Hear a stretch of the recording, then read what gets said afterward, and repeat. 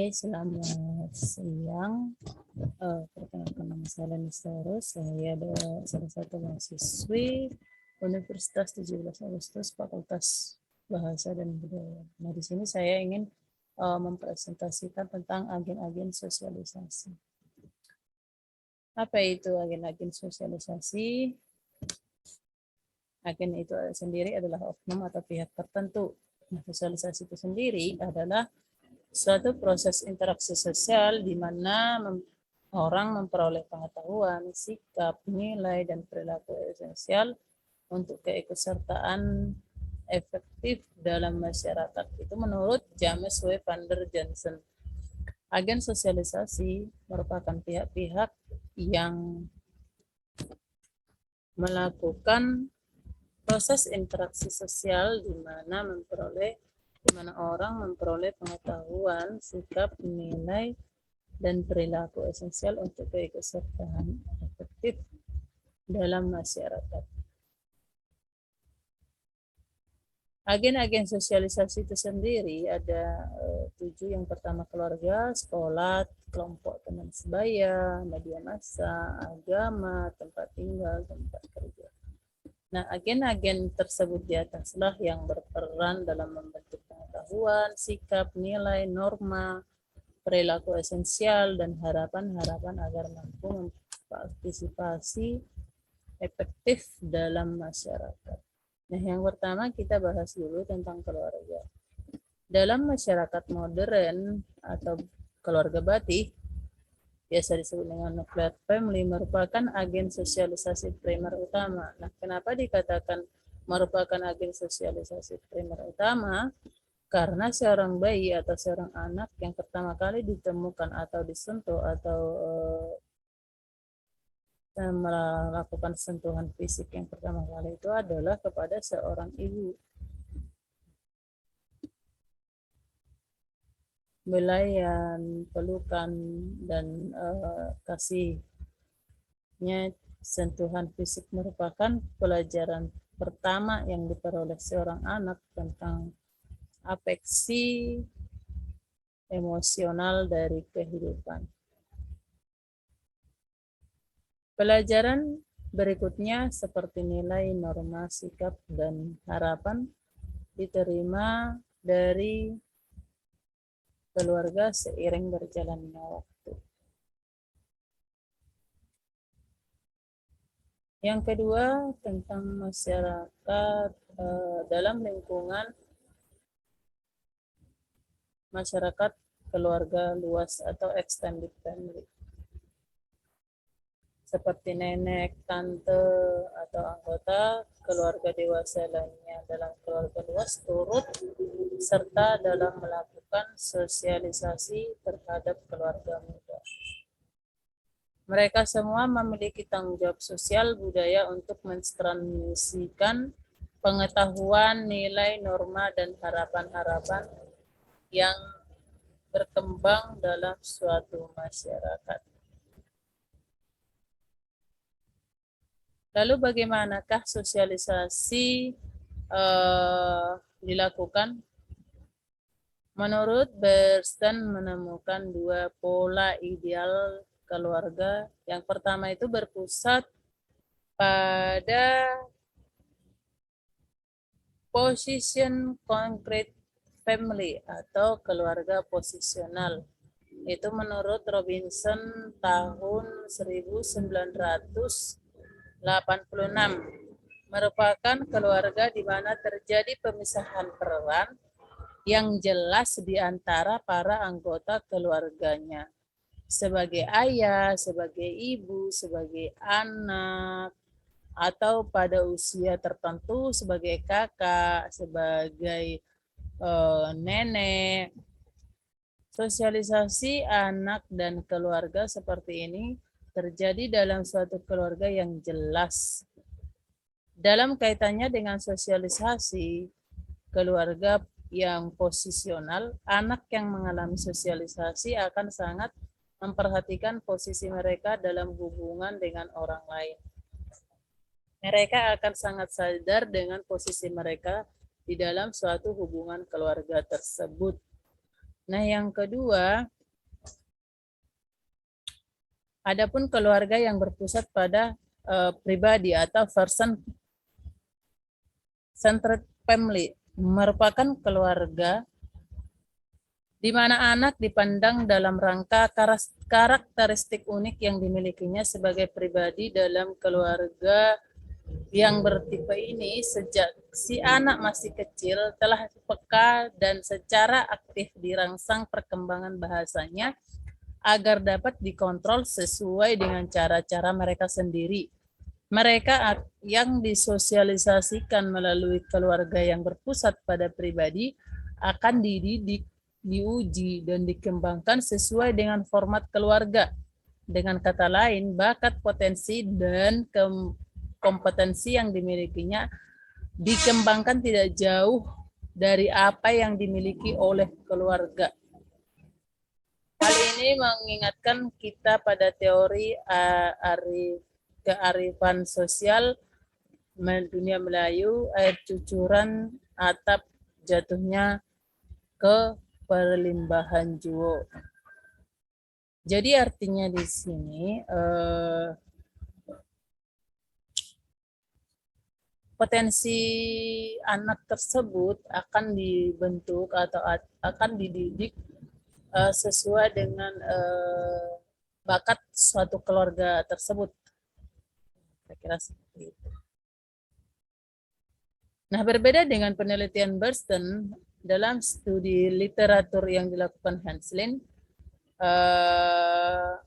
dapat ditemukan kelas sosial suatu keluarga mempengaruhi cara dan isi sosialisasi di keluarga tersebut. Nah, yang pertama itu pada keluarga kelas pekerja, suatu orang tua cenderung memperhatikan nilai-nilai konfirmasi seperti taat, rapi, dan bersih pada anak agar anak mereka menginternalisasikan nilai ketaatan agar orang tua cenderung menggunakan hukuman fisik. Nah, jadi di sini kalau seorang anak tidak menaati peraturan atau tidak mengikuti apa yang dikatakan orang tuanya, maka si orang tua akan melakukan hukuman fisik kepada si anak tersebut. Nah, sedangkan pada kelas menengah cenderung mengembangkan rasa ingin tahu, ekspresi diri, dan pengendalian diri terhadap anak-anak mereka daripada ancaman atau hukuman. Nah, jadi pada keluarga menengah ini tidak melakukan hukuman, namun mereka berpikir atau menyarankan kepada anaknya jika melakukan kesalahan, si anak akan mempelajari kesalahan tersebut sebagai pelajaran dalam hidup agar suatu saat nanti tidak melakukan kesalahan yang sama lagi. Nah, agen sosialisasi yang kedua itu adalah di sekolah. Sekolah dalam arti yang luas di dalamnya mencakup mulai dari kelompok bermain, playgroup atau taman kanak-kanak, sekolah dasar, sekolah menengah, sekolah menengah atas, sampai perguruan tinggi, merupakan salah satu agen sosialisasi yang terpenting dalam kehidupan manusia. Sekolah perlahan menjadi agen pengganti terhadap apa yang dilakukan oleh keluarga seiring dengan intensifnya anak memasuki ruang sosial dari ruang sekolah. Pada suatu titik dari intensitas tersebut, tidak jarang sang anak sangat percaya kepada gurunya dibandingkan kepada orang tuanya. Jadi contoh apa yang dikatakan seorang anak apa yang dikatakan seorang ibu kepada anaknya di rumah, si anak akan membantah jika hal tersebut tidak sesuai yang dikatakan oleh guru kepada sang anak tersebut di sekolah. Jadi anak akan lebih percaya kepada gurunya dibandingkan kepada orang tuanya. Nah, apa sajakah perbedaan antara sosialisasi keluarga dan sosialisasi sekolah? Yang pertama, kalau di sekolah tugas dan pekerjaan dilaksanakan secara mandiri dan tanggung jawab. Sedangkan seorang anak yang dimungkinkan mendapat tugas akan mendapat bantuan dari anggota keluarga lainnya seperti bapak, ibu, atau kakaknya. Nah, kalau di sekolah, prestasi merupakan nilai tentang kepada anak di sekolah, sedangkan di rumah peran yang dimainkan oleh seorang anak akan bersifat akritik, yaitu peran yang diwarisi kepada dia secara taken for granted semenjak dia lahir, seperti peran seorang anak laki-laki atau anak perempuan. Nah, sedangkan di sekolah prestasi merupakan sangat penting untuk seorang anak menunjukkan perannya sebagai seorang anak yang pintar atau anak yang bodoh. Nah, sedangkan nilai sosialisasi yang ketiga kepada peserta didik itu bersifat universalisme, yaitu perlakuan sama kepada setiap orang. Pada saat peserta didik berada dalam satu sekolah, mereka diperlakukan sama antara satu dengan lainnya. Berbeda dengan latar belakang sosial ekonomi tidak menyebabkan perbedaan perlakuan terhadap peserta didik. Nah, sedangkan di rumah dimungkinkan seorang tua melakukan perlakuan yang partikularistik atau khusus terhadap anak kandungnya dibandingkan dengan anak orang lain. Nah, yang ketiga, yang nilai berikutnya adalah nilai spesifitas, kebalikan dari nilai kekaburan diffuseness. Di sekolah, seseorang ditanggapi atau ditangani secara spesifik terhadap apa yang dikerjakan. Bila mana dia melakukan kelemahan atau melakukan kekeliruan dalam suatu bidang kegiatan, katakanlah dia tidak terampil dalam kegiatan olahraga, maka dia akan dipandang tidak memiliki kelemahan di bidang olahraga. Tidak pada bidang matematika dan biologi sebagai puncak sehingga dia memperoleh pujian. Berbeda di dalam suatu keluarga, kegiatan dan penilaian terhadap anak dilakukan secara kabur. Ketika anak melakukan suatu kesalahan, katakanlah memecahkan piring, maka hukuman tidak hanya dikaitkan dengan kegiatan memecahkan piring, tetapi juga dilanjut dengan terkait dengan bidang kegiatan yang lain yang tidak ada sangkut pautnya dengan kegiatan pecah piring. Nah, selanjutnya agen sosialisasi selanjutnya adalah teman sebaya atau peer group. Merupakan kelompok dari orang-orang seusia dan memiliki status yang sama dengan siapa seorang umumnya berhubungan atau bergaul. Ini menurut Horton dan Han tahun 1987. Kelompok teman sebaya menjadi kelompok rujukan dalam pengembangan sikap dan perilaku sosialisasi. Sosialisasi melalui kelompok teman sebaya bersifat informal dan langsung. Lalu bagaimana pengaruh kelompok teman sebaya terhadap kehidupan kita? Untuk mengetahui hal itu, menurut pandangan Heslin tahun 2007 mengemukakan bahwa kelompok teman sebaya memiliki daya paksa terhadap orang yang masuk ke dalamnya. Hampir tidak mungkin orang melawan kelompok teman sebaya yang peraturan utamanya adalah konformitas atau penolakan. Seseorang yang tidak melakukan apa yang dilakukan orang lain menjadi orang luar atau bukan anggotanya. Yang keempat itu adalah media massa. Merupakan agen sosialisasi yang semakin menguat perannya. Media massa, baik media cetak, surat kabar, atau majalah maupun elektronik, pengaruh media massa cenderung bersifat masif, berskala besar, dan segera. Pesan yang disampaikan melalui siaran atau tayangan media elektronik dapat mempengaruhi baik secara positif maupun negatif. Berbagai tayangan agama, pendidikan seperti ceramah,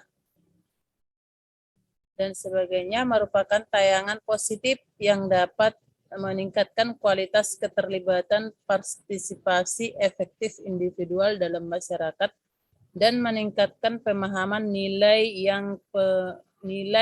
dan pengetahuan yang bermanfaat bagi individu untuk bisa hidup efektif dalam masyarakat. Sebaliknya, berbagai tayangan kekerasan, kriminal, pornografi dapat menjadi suatu yang negatif, berdampak negatif dalam suatu masyarakat tersebut. Yang kelima adalah agama.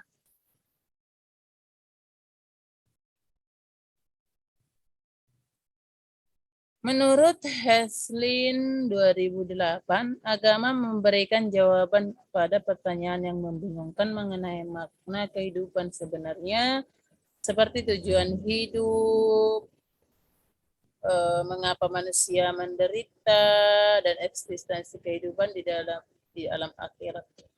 Agama memberikan tuntunan tentang nilai seperti baik buruknya atau benar salahnya sesuatu dan mengarahkan kita dalam persoalan moralitas. Oleh karena itu, agama dalam pandangan Heslin dipandang sebagai agen sosialisasi melalui lembaga keagamaan seperti gereja, pesantren, dan hal sebagainya. Agama tidak hanya berpengaruh pada aspek hubungan vertikal antara manusia dengan Tuhannya atau aspek religius dari kehidupan, tetapi juga berpengaruh pada aspek kehidupan lainnya seperti ekonomi, sosial, dan budaya. Dalam kaitan ini, oleh sebab itu bisa dipahami mengapa Max Weber membuat tipe tindakan rasional nilai dalam tipologi tindakan sosial. Oleh karena itu, agen sosialisasi agama sangat penting dalam kehidupan bersosialisasi. Yang keenam adalah agen sosialisasi tempat tinggal. Dalam masyarakat Indonesia dikenal paling sedikit dua lingkungan tempat tinggal, yaitu yang pertama kelompok komplek perumahan dan kelompok komplek perkampungan. Kelompok komplek perumahan dipandang sebagai suatu lingkungan tempat tinggal yang tertata dengan rapi dan terencana dibandingkan dengan kelompok perkampungan yang dilihat sebagai lingkungan tempat tinggal yang berkembangnya secara alamiah dan relatif lebih homogen secara sosial dan budaya dari penghuninya. Bagi orang tua yang ingin menumbuh kembangkan pada suatu lingkungan tempat tinggal, biasanya mereka akan mempertimbangkan plus minus antara memilih perkampungan atau kompleks perumahan. Para orang tua akan mempertimbangkan bagaimana nilai dari lingkungan tempat tinggal seperti interaksi sosial antar warga, fasilitas publik, status sosial ekonomi, dan sebagainya. Pada kompleks perumahan elit, hubungan interaksi sosial antara sesama warga tidak begitu intensif dibandingkan dengan kompleks perumahan kelas menengah dan perkampungan. Bisa saja bagi kompleks elit ini merupakan bentuk proteksi agar anggota keluarga tidak dipengaruhi secara negatif oleh lingkungan atau tempat tinggal, dan ini merupakan cara untuk menghindari masalah yang berkaitan dengan tempat dari suatu sosialisasi. Sedangkan masyarakat yang berasal dari perkampungan biasanya terdiri dari kelompok menengah ke bawah, cenderung memilih tempat tinggal di mana mereka berasal, yaitu perkampungan. Karena di sanalah keluarga besar mereka juga tinggal, sehingga mereka bisa menitipkan anak mereka kepada keluarga mereka tersebut. Jadi pemilihan lingkungan tempat tinggal oleh seorang memiliki banyak variabel, diantaranya kenyamanan dan keamanan bagi sosialisasi anak mereka dari perspektif mereka itu sendiri. Nah, yang ketujuh adalah agen sosialisasi. Yang ketujuh itu tempat kerja. Tempat kerja merupakan salah satu agen sosialisasi yang mempengaruhi kita. Tempat kerja adalah tahapan lanjut dari perkembangan kehidupan kita yang berawal dari keluarga, sekolah, kelompok teman sebaya, media massa, agama, lingkungan tempat kerja, dan lingkungan tempat kerja dan ya, ketika di sekolah menengah atas atau perguruan tinggi kita melakukan kegiatan atau program magang merupakan suatu bentuk sosialisasi antisipatoris, belajar memainkan suatu peran sebelum memegangnya. Semakin lama kita terlibat pada suatu pekerjaan, menurut Heslin tahun 2007, maka pekerjaan tersebut menjadi bagian dari konsep diri kita. Pada akhirnya kita akan melihat diri kita dalam kerangka pekerjaan tersebut. Sehingga jika seseorang meminta kita mendeskripsikan diri kita, kita akan cenderung masukkan pekerjaan dalam deskripsi diri kita. Kita akan menjelaskan seperti saya adalah dosen, saya adalah jurnalis, saya adalah pebisnis, atau saya adalah seorang guru. Nah, demikianlah presentasi dari saya tentang agen-agen sosialisasi. Untuk tadi mulai dari keluarga, sekolah, teman sebaya, media massa, agama, tempat lingkungan tempat tinggal, dan tempat kerja. Demikian yang bisa saya sampaikan. Terima kasih. Horas Rahayu.